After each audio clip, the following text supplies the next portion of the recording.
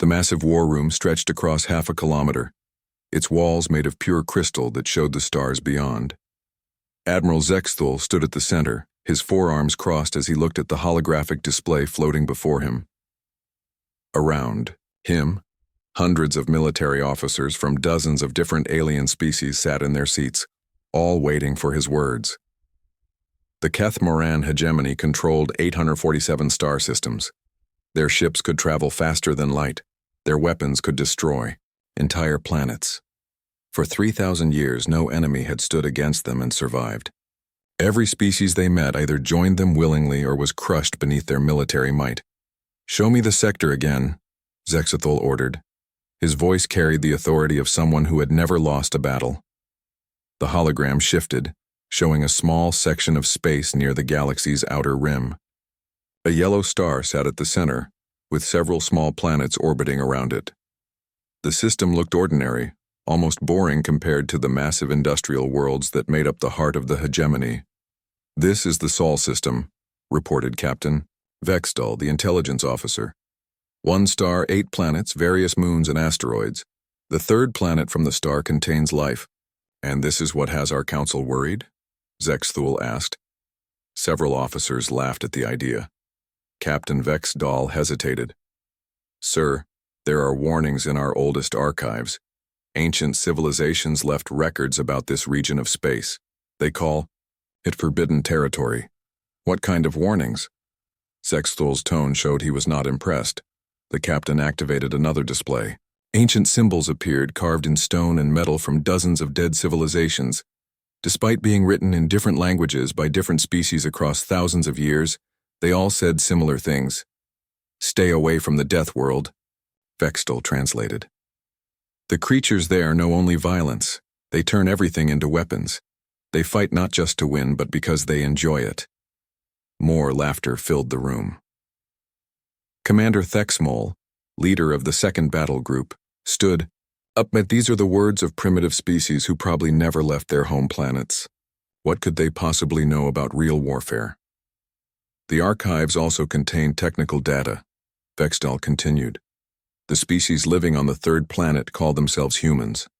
They have barely developed space travel. Their fastest ships use chemical rockets. Their strongest weapons are simple nuclear devices." Zexthul studied the display showing Earth. The planet looked blue and green, covered in water and plant life. Cities dotted the surface, but they were small compared to the massive metropolises of hegemony worlds. "How many humans are there?" "Approximately 8 billion, Vexdal answered. "And they have no faster than light travel?"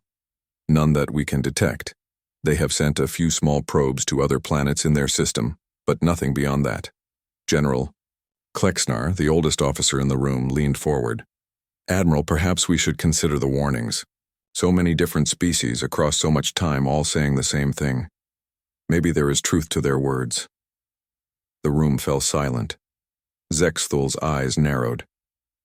"General, are you suggesting that the mighty hegemony should be afraid of primitives, who cannot even leave their own solar system?" "I am suggesting caution, sir. The archives mention something else. Every civilization that ignored the warnings was never heard from again." "Because they were primitive themselves," Commander Thexmol interrupted. "We have plasma cannons that can crack moons. Our shields can withstand the energy of a star. Our smallest battlecruiser carries more firepower than these humans have. On their entire planet." Zexthul nodded. "The commander is correct. We have conquered species far more advanced than these humans. The Zephyrians had energy beings that could control matter with their thoughts. The Multicons could manipulate time itself. Yet they all fell before our might." He gestured to the display. "Look at this planet.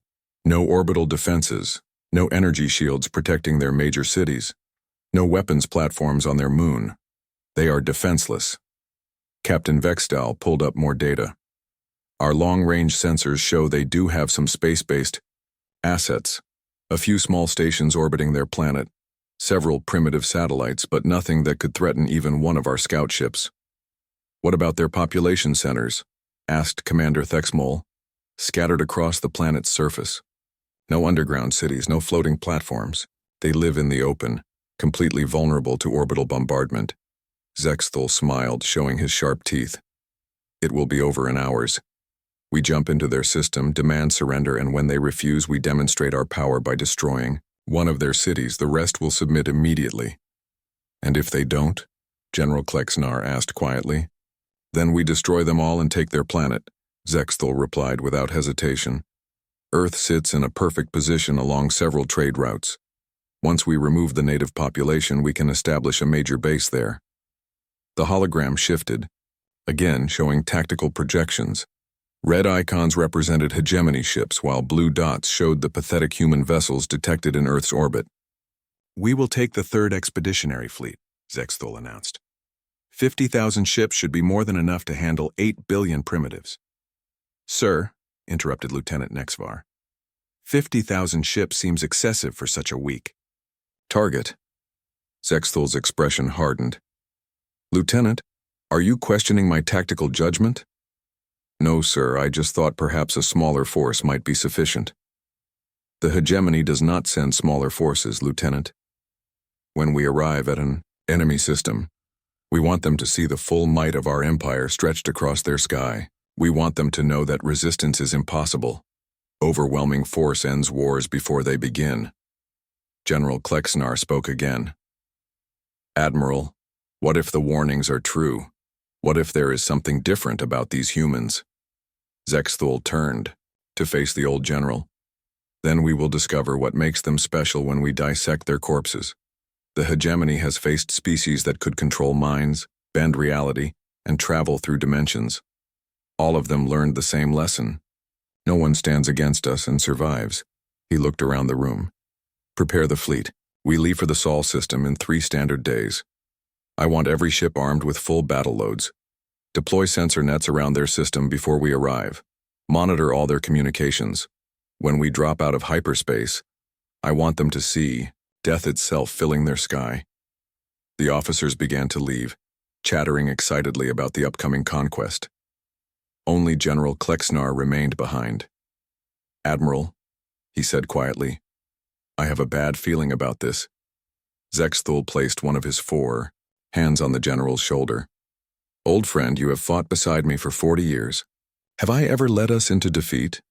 No, sir. Then trust me now. These humans are nothing special. They are just another primitive species that will learn to kneel before the hegemony's power. As the war room emptied, Zexthul stood alone before the holographic display of Earth. The blue and green planet rotated slowly, looking peaceful and defenseless. He thought about the ancient warnings, then dismissed them. Fear was a tool used by the weak to protect themselves from the strong. In 3 days, the 3rd Expeditionary Fleet would jump to hyperspace. In a week, they would arrive at Earth. And then the humans would learn what every other species in the galaxy had learned. The Keth Moran hegemony always won. The hologram flickered and went dark, leaving Admiral Zexthul standing in the starlight, completely confident in his coming victory. The space around Jupiter looked empty, but Captain Sarah Chen knew better. Hidden among the asteroids and moons, human ships waited in silence. Their engines were cold, their weapons powered down, and their hulls covered in materials that made them invisible to most sensors. Sarah stood on the bridge of the EDF Defiance, one of Earth's newest destroyers. At only 300 meters long, it was tiny compared to the massive alien ships that had just appeared at the edge of the solar system. But Sarah had studied the intelligence reports. She knew what humanity was really facing. Contact from Earth Command, reported Lieutenant Torres from the communication station. We have visual confirmation of the alien fleet. Put it on screen, Sarah ordered. The main display filled with an image that made several crew members gasp. Thousands of alien ships stretched across space like a metal cloud. The smallest vessels were larger than Earth's biggest space stations. The largest ones looked like floating cities bristling with weapons and armor. Jesus, whispered Commander Phillips, Sarah's second-in-command. How many ships is that? Initial count shows approximately 50,000 vessels, Torres reported. They're maintaining position at the system's edge, probably waiting for us to contact them. Sarah nodded. Open a channel. All frequencies. A few moments later, an alien face appeared on their screen. The creature had 4 eyes, gray skin, and a mouth full of sharp teeth. When it spoke, the universal translator that Earth's scientists had built from captured alien technology converted its words into English. "Primitive creatures of the 3rd planet," the alien said, its voice full of contempt. "I am Admiral Zexthul of the Kethmaran hegemony. Your world now belongs to us. Surrender immediately, and some of you will be allowed to live as slaves. Resist, and we will burn your cities and enslave your children." Sarah looked around the bridge. Her crew was young, most of them barely out of the academy, but she saw no fear in their eyes, only anger. That was good. Angry humans fought better than scared ones. "Open response channel," she ordered. The alien, Admiral, appeared on screen again, clearly expecting to hear words of surrender. Instead, he saw a human woman in a military uniform, standing calmly with her arms crossed.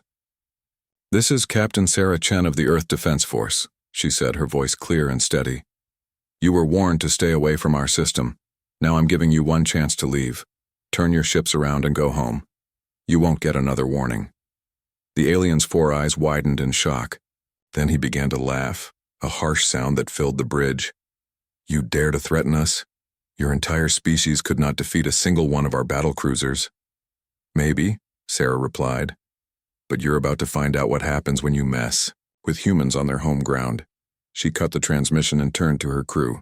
"All stations battle ready. Launch all fighters. Signal the fleet to begin attack pattern Alpha." Around the solar system, human ships that had been hiding in asteroid fields, behind moons, and in the shadows of planets suddenly came to life. Engine signatures blazed as hundreds of vessels moved toward the alien fleet. Admiral Zexthul watched the approaching human ships with amusement.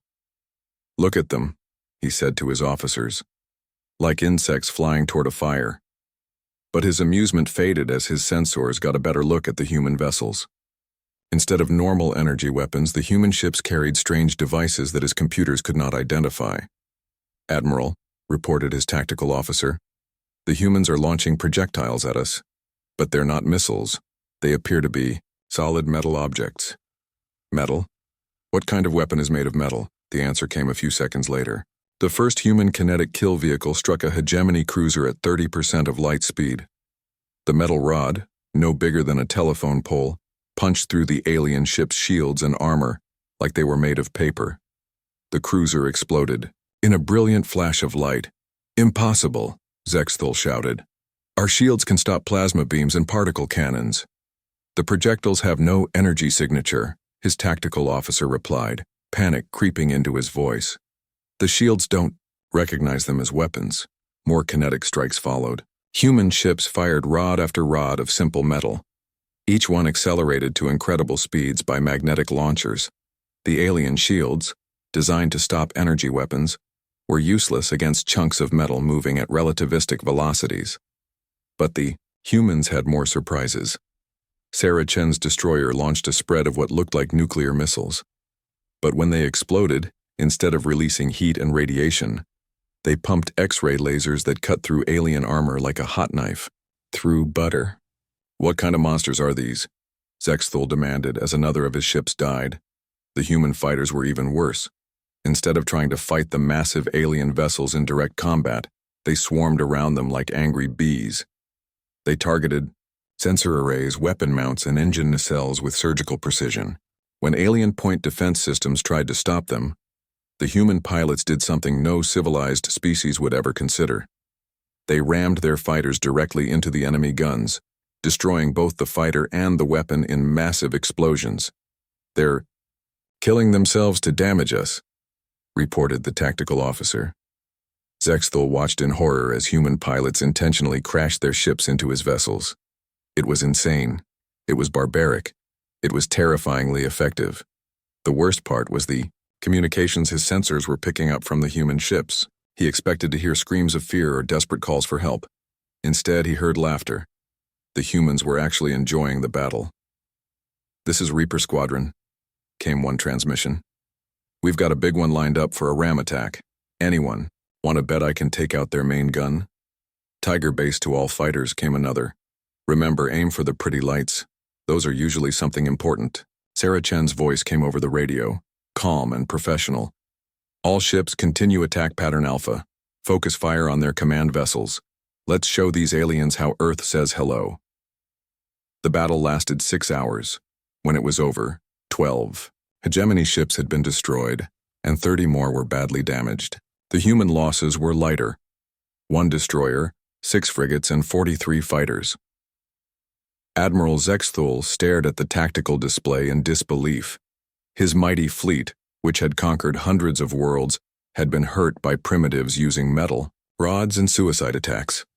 "Sir," his communications officer said quietly, "we're receiving another transmission from the humans." Sarah Chen appeared on screen again. This time she wasn't alone. Behind her stood dozens of human officers, all wearing the same calm, confident expression. "Admiral," she said, "this was just our welcoming committee. The real Earth Defense Force hasn't even shown up yet. You still have time to leave. But if you're stupid enough to stay, we'll show you why every smart species in the galaxy avoids our neighborhood." The transmission ended, leaving Zexthul staring at a blank screen. Around him, his officers waited for orders. Some looked frightened. Others looked angry. All of them looked to him for answers he didn't have. He thought about the ancient warnings, carved in stone by dead civilizations. For the first time in his military career, Admiral Zexthul began to wonder if those warnings might have been true. Admiral Zexthul paced back and forth in his command center, his forearms clenched into fists. The reports coming in from his damaged ships painted a picture he refused to accept. Primitive humans had actually hurt his fleet. The thought burned in his mind like acid. "Sir," Captain Vexidal approached carefully, "perhaps we should consider a tactical withdrawal. We could return with a larger force." Zexthul spun around, his eyes blazing with fury. "Withdrawal? You want me to run from creatures who still use chemical rockets? Do you know what the High Command would say if I retreated from a primitive species?" "Sir, they're not as primitive as we thought. Their weapons technology is unusual but effective. They got lucky." Zexthul slammed his fist on the command table. "They caught us off guard with their crude metal projectiles. Now we know what to expect. Adjust our shield frequencies to stop solid objects. Deploy our point defense systems. We'll crush them properly this time." Around the command center, his officers exchanged worried glances. The humans had done more than get lucky. They had shown a kind of tactical thinking that no one in the hegemony had seen before. "Admiral," the tactical officer called out, "the humans are moving again. Multiple ships leaving Earth orbit." "How many?" "Approximately 2,000 vessels, sir. Much larger than their first wave." Zexthul smiled grimly. "Good. Let them come. This time we'll show them what real weapons can do." But as the human fleet approached, the aliens began to notice something disturbing. The human ships weren't trying to avoid the hegemony vessels. Instead, they were heading straight for them at maximum speed. "Sir," the sensor officer reported, his voice shaking, "the lead human ships aren't slowing down. They're going to ram us." "Impossible. No rational commander would sacrifice ships in suicide attacks." The first human vessel, a battered-looking freighter, slammed into a hegemony battlecruiser at full speed. The explosion lit up space for thousands of kilometers. When the light faded, both ships were gone. "They're all doing it," the tactical officer screamed. "Every human ship is on a collision course." Zexthul watched in horror as human vessels of every size crashed into his fleet. Cargo ships, mining vessels, even converted passenger liners hurled themselves at his warships like guided meteors. The humans had turned their entire civilian fleet into weapons. "Evasive maneuvers," he ordered. "All ships, avoid the human vessels." But the hegemony ships were huge and slow. The human vessels were smaller and faster. Worse, they seemed to know exactly where the alien ships would try to dodge. Every evasive maneuver led directly into another human ramming attack. Then the real horror began. "Admiral," the communications officer said, his voice barely above a whisper, "we're intercepting human transmissions." "What are they saying?" They're saying goodbye to their families. All of them. Every ship that's about to ram us has crew members talking to their loved ones." Zexthul listened to the intercepted communications with growing disbelief. Tell Mom I love her and that this is for Earth.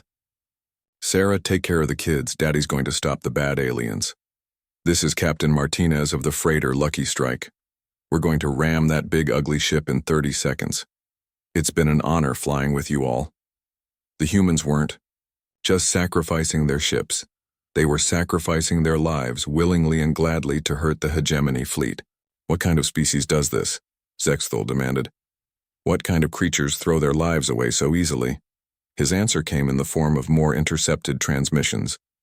Remember, aim for the bridge section. That's where their command crew will be. If we're going to die, let's take as many of these bastards with us as possible. For Earth, for humanity. The human ramming attacks continued for 2 hours. By the end, the hegemony fleet had lost over 100 ships. But the psychological damage was far worse than the physical losses. Sir, the medical officer reported, we're receiving reports of panic attacks and nervous breakdowns among the crew. Many officers are refusing to come on duty. Why? Zexthul asked, though he suspected he already knew the answer. They're terrified of the humans, sir. No one in the fleet has ever faced an enemy that seems to enjoy dying as much as killing. The Admiral looked at his tactical display. The remaining human ships had pulled back to Earth orbit, but they weren't retreating. Intelligence reports showed massive activity on the planet's surface. Factories working around the clock. Military bases launching new spacecraft. The humans were preparing for something big. Admiral, Captain Vexdal approached again. I'm receiving strange reports from our long-range sensors. What kind of reports? The humans appear to be moving asteroids, large ones. They're using some kind of propulsion system to change their orbits. Zexthul studied the sensor readings. The humans had attached rocket engines to dozens of asteroids, pushing them into new trajectories. What are they planning? He got his answer an hour later when the first asteroid, moving at incredible speed, slammed into one of his outer patrol ships. The vessel simply vanished in a cloud of debris. They're using their entire solar system as a weapon, Vexdal whispered. More asteroids followed. The humans had somehow calculated the exact orbits needed to turn space rocks into guided missiles. They were using gravity itself as a targeting system, slingshotting asteroids around planets and moons to hit the alien fleet. This is impossible, Zexthul muttered. The mathematical calculations alone would require supercomputers. Sir, the sensor officer called out, we're detecting new activity around their gas giant, the planet they call Jupiter. The display showed Jupiter's system of moons. But as Zexthul watched, several of the smaller moons began to move. They weren't natural satellites at all. They were massive space stations, disguised to look like celestial bodies. How long have those been there? He demanded. Unknown, sir. Our sensors show they've been in position for decades, possibly centuries. The false moons opened fire. Beams of coherent energy lanced across space, cutting through hegemony shields like they were made of tissue paper. But these weren't normal energy weapons. The humans had somehow weaponized gravity itself, creating beams that warped space-time. Admiral, the tactical officer reported, panic clear in his voice.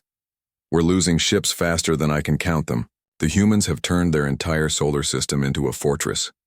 Zexthul stared at the tactical display as red icons representing his ships winked out one by one.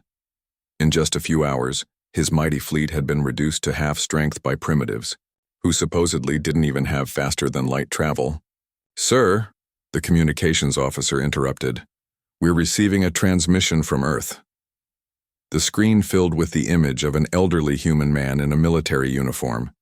He looked calm, almost grandfatherly, but his eyes held a coldness that made Zexthul's blood freeze.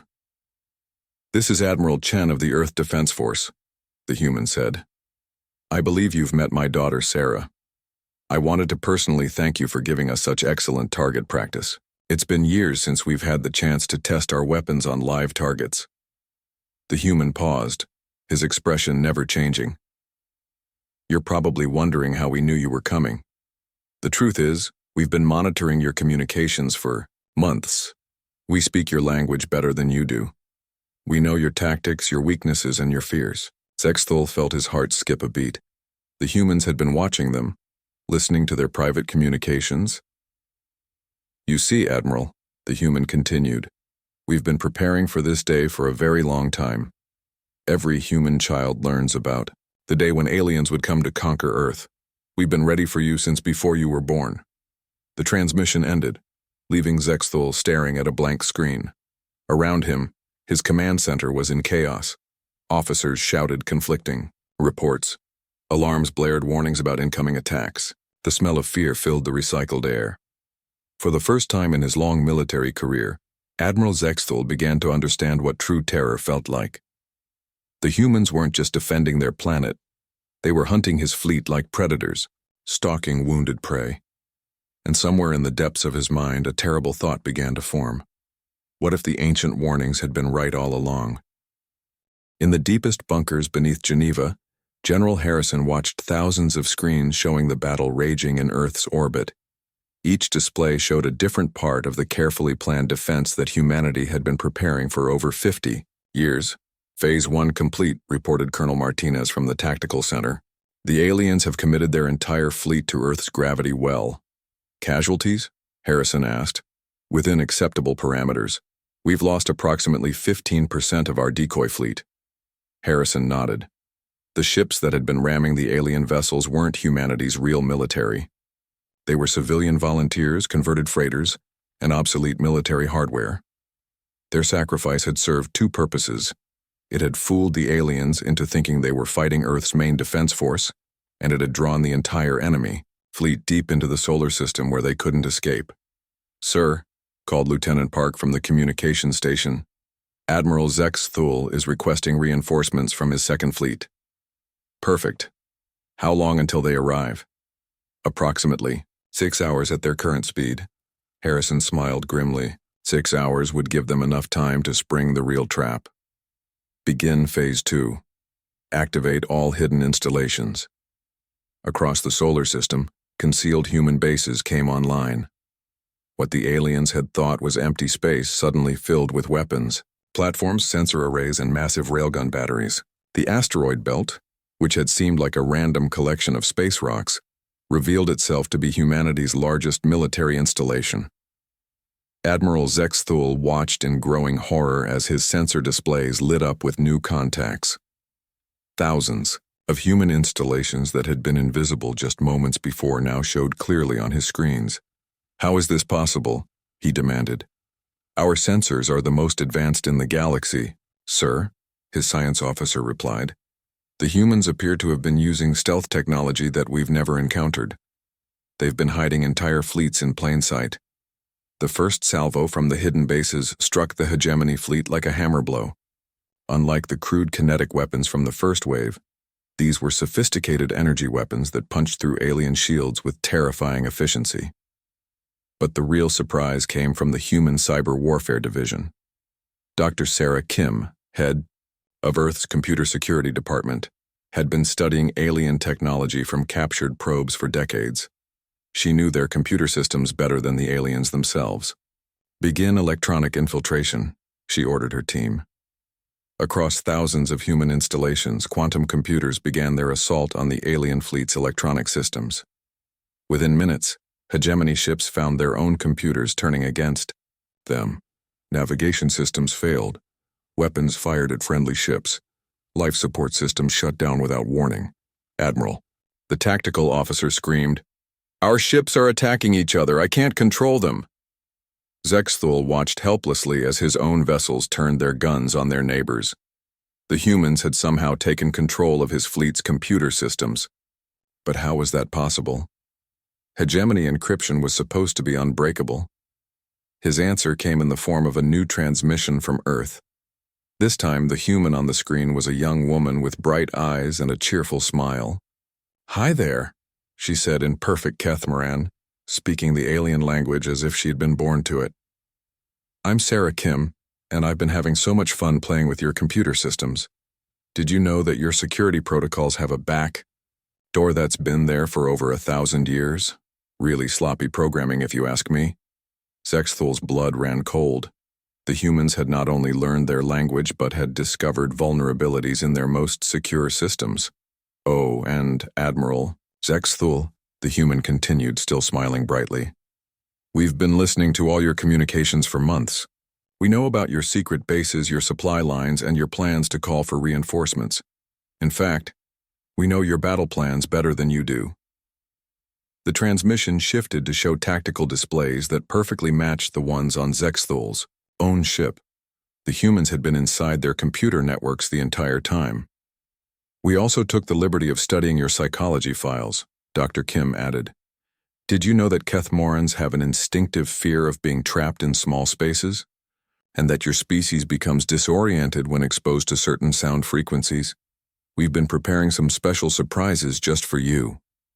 As if on cue, every speaker in the alien fleet began broadcasting a low-pitched hum that sent waves of panic through the Kethmoran crews. The sound was perfectly calibrated to trigger their deepest evolutionary fears. But the humans weren't finished. From hidden installations throughout the solar system, they began broadcasting psychological warfare directly into the alien ships. Every screen showed images designed to terrify the specific species aboard each vessel. Every speaker played sounds that triggered primal fear responses. Make it stop, Zexthul ordered. But his communications officer was curled up on the floor, overwhelmed by terror. The psychological assault was followed by something even worse. Human boarding pods launched from concealed positions began attaching to hegemony ships. But when the aliens prepared to repel boarders, they discovered that the pods weren't carrying soldiers. Instead, they carried nanobots, microscopic machines that swarmed through the alien ships, disabling systems and turning the vessel's own infrastructure against their crews. Life support shut down. Gravity generators failed. Emergency systems activated randomly, filling corridors with foam or poison. Gas. Sir, Captain Vexdal gasped, struggling to breathe as his ship's atmosphere grew thin. We have to abandon ship. No, Zexthul snarled. The hegemony does not retreat. But his defiance meant nothing. All around him, his mighty fleet was being systematically destroyed by an enemy that seemed to anticipate their every move. The humans weren't just winning the battle. They were demonstrating a level of tactical sophistication that made the hegemony look like amateurs. Then the second fleet arrived. Admiral Klexmore, commander of the reinforcement fleet, dropped out of hyperspace expecting to find the third fleet, mopping up the last human resistance. Instead, he found himself looking at the wreckage of half the hegemony's most powerful warships. Admiral Zexthul, he broadcast, what is your status? Zexthul's reply came through heavy static, his voice filled with desperation. Klexmore, you have to get your ships out of here. It's a trap. The humans are not what they appear to be. But it was too late. The moment the second fleet entered the solar system, hidden human weapons platforms opened fire. The same electronic warfare that had crippled the third fleet immediately began working on the new arrivals. General Harrison watched from his command bunker as both alien fleets struggled against humanity's trap. Phase 3, he ordered. Deploy. The real fleet. From concealed bases in Earth's oceans, massive human dreadnoughts began to rise. Each ship was larger than anything the aliens had brought, bristling with weapons that had never been seen outside of theoretical physics papers. These were humanity's true warships, built in secret over decades and hidden beneath miles of ocean. Water, Admiral Chen, Sarah's father, stood on the bridge of the flagship Retribution. Around him, the most experienced military officers in human history prepared for the final phase of Earth's defense. All ships, he broadcast, this is what we trained for. Show these aliens why Earth is forbidden territory. The human dreadnoughts opened fire with weapons that seemed to bend the laws of physics. Gravity beams that crushed ships like tin cans. Energy weapons that existed in multiple dimensions simultaneously. Missiles that traveled through folded space-time to strike their targets from impossible angles. Admiral Zexthul watched his combined fleet die around him. In less than 12 hours, 50,000 hegemony vessels had been reduced to scattered debris. The humans had not just defeated them, they had utterly annihilated two of the galaxy's most powerful fleets. How? He whispered to himself. How? Are they so advanced? His answer came from one final transmission. General Harrison appeared on his screen, looking like a kindly grandfather, despite commanding the most devastating military force the galaxy had ever seen. "You want to know our secret, Admiral?" the old man asked. "It's simple. While your species became civilized and forgot how to fight, we never stopped preparing for war. Every human conflict, every battle we've ever fought, was practice for this moment." Harrison paused, his expression growing cold. "You see, Admiral, humans don't just fight to win. We fight because we're good at it, because we enjoy it, because turning our enemies into smoking craters makes us feel warm and fuzzy inside." The transmission ended, leaving Zexthul alone with the terrible knowledge that his species had made the greatest mistake in galactic history. They had attacked the one world they should have left alone. The trap was complete. The hegemony's finest fleets were destroyed, and somewhere in the depths of space, humanity began preparing to take their war to the stars. Admiral Zexthul floated in the wreckage of his command ship, his forearms wrapped around a piece of twisted metal that had once been his command chair. Around him, the scattered remains of the most powerful fleet in hegemony history drifted silently through space. His personal communicator crackled to life. Through the static, he could hear the panicked voices of his surviving officers. "Main engines are gone. Life support failing. We're being boarded. The humans are inside the ship. They're not taking prisoners. They're studying us while we're still alive." Zexthul tried to respond, but his throat was too dry to speak.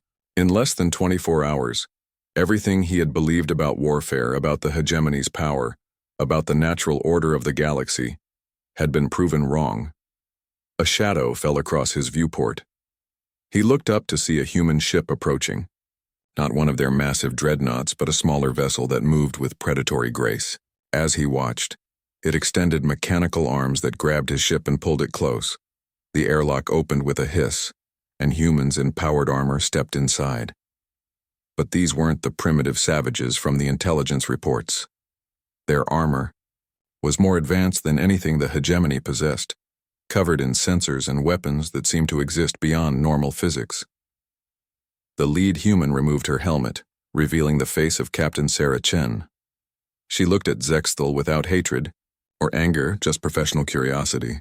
"Admiral," she said in perfect Kethmaran, "you're coming with us. My father wants to meet you." Zexthul was transported to the human flagship, a vessel so large it could have served as a mobile planet. The corridors were filled with humans of every age, from children barely old enough to walk to elderly individuals who moved with the confidence of lifelong warriors. "Your entire species serves in your military?" Zexthul asked weakly. Sarah smiled. "Every human learns to fight. It's part of growing up. By the time we're 10 years old, we can field strip a rifle. By 15, we can pilot fighters. By 20, we're ready for real war." They entered a vast chamber where Admiral Chen waited. The old man sat behind a simple desk, looking like he was conducting a business meeting rather than interrogating a prisoner of war. "Admiral Zexthul," Chen said politely, "please sit down. We have much to discuss." Zexthul slumped into the offered chair.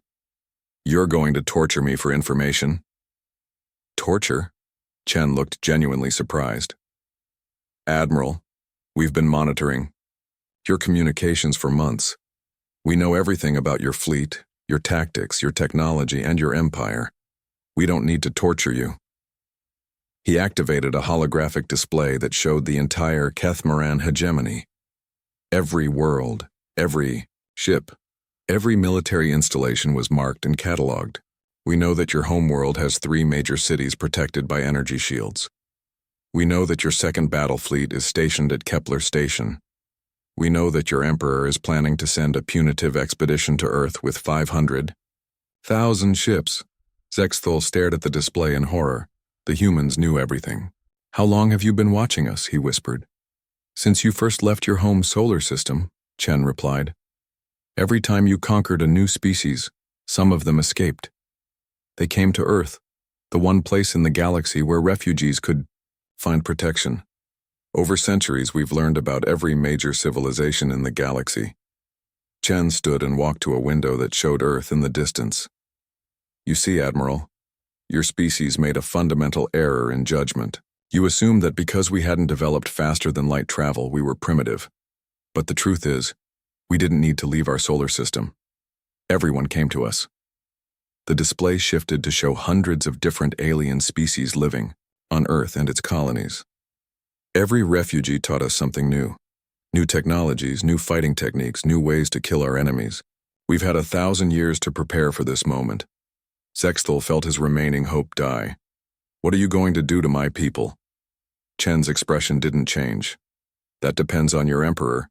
If he's smart, he'll issue a formal apology, pay reparations for the damage you've caused, and promise to never enter our region of space again. And if he refuses? Chen smiled, and for the first time, Zexthul saw the predator that lurked behind the old man's kindly appearance.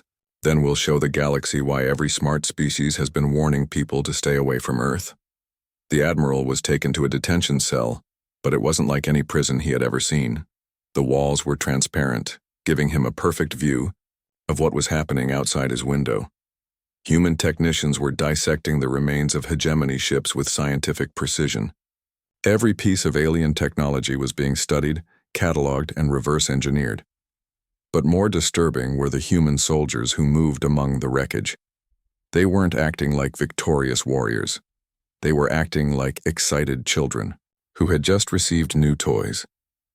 Zexthul watched in horror as human troops laughed and joked while examining hegemony weapons.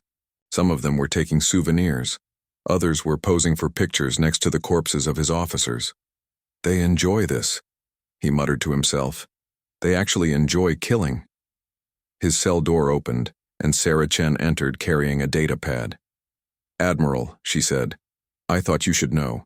We just received word from your emperor." Zexthul looked up hopefully. "He's agreed to your terms?" Sarah shook her head. "He's mobilized every fleet in the hegemony. 1 million ships are heading for Earth." The alien admiral felt his heart stop. No, he can't be that stupid. "I'm afraid he is. He's declared that humanity must be exterminated to preserve hegemony honor. The entire fleet will arrive in approximately 1 standard month." Sarah paused at the door. "Oh, and Admiral, my father asked me to give you a message. He said to tell you that 1 million ships sounds like a fair fight." Alone in his cell, Zexthul finally understood the truth. The humans hadn't been defending their planet. They had been hunting. Earth wasn't a fortress. It was bait, and his species had taken it. Over the following weeks, he watched through his window as humanity prepared for the greatest battle in galactic history. The construction, ships that emerged from Earth's hidden bases, were larger than anything he had ever imagined. They built weapons platforms the size of moons, armed with devices that seemed to violate the fundamental laws of physics. But the most terrifying sight was the human fleet itself. The dreadnoughts that had destroyed his armada were nothing compared to the vessels now emerging from Earth's deepest ocean trenches. Ships that looked like they had been designed by gods of war, each one bristling with enough firepower to destroy entire solar systems. "They were holding back," he whispered to himself. "Everything they used against us was just their light forces." When the hegemony's 1-million-ship armada finally arrived, Zexthul expected to feel some satisfaction at seeing his enemies finally face overwhelming odds. Instead, he felt only pity for his own species. The battle lasted 6 hours. When it was over, not a single hegemony ship remained intact. 1 million vessels, the combined might of an empire that had ruled the galaxy for 3,000 years, had been reduced to glowing plasma and scattered debris. Admiral Chen visited Zexthul's cell one final time. The old man looked tired but satisfied, like someone who had just finished a particularly challenging chess game. "It's over," Chen said simply. "Your empire no longer exists." "You killed them all?" "Not all. We accepted the surrender of approximately 200,000 ships. Their crews are being relocated to refugee camps on our outer colonies. The ones who chose to fight to the end, well, they got their wish." Chen sat down across from the broken alien admiral. "I want you to record a message, Admiral. Something that will be transmitted across the galaxy to every species that's still listening." "What do you want me to say?" "The truth. Tell them what happens when someone ignores the warnings about Earth. Zexthul looked at the recording device with shaking hands. When he began to speak, his voice was barely above a whisper. This is Admiral Zexthul of the former Kethmaran hegemony. To all civilizations receiving this message, know that the ancient warnings about the Sol system are true. The humans are not a primitive species. They are apex predators who have spent millennia preparing for war. He paused, gathering strength. We came to their system with 50,000 ships, then 1,000,000. All are gone. The humans destroyed us not because they had better technology, but because they understand something we had forgotten. War is not about honor or glory. It is about survival, and humans are the ultimate survivors. His voice grew stronger as he continued. Do not approach Earth. Do not threaten humanity. Do not even think hostile thoughts about their species. They have turned their entire civilization into a weapon, and they are very, very good at using it. The recording ended. Admiral Chen nodded approvingly. Thank you, Admiral. This message will be broadcast to every inhabited world in the galaxy. What happens to me now? You have a choice. You can join the other refugees on our outer colonies, help them build new lives away from war, or you can return to what's left of your territory and try to rebuild your civilization. Zexthul looked out the window at the vast human fleet that now filled Earth's orbit. And if I choose to leave? You'll carry a message to anyone who's still listening. Tell them that Earth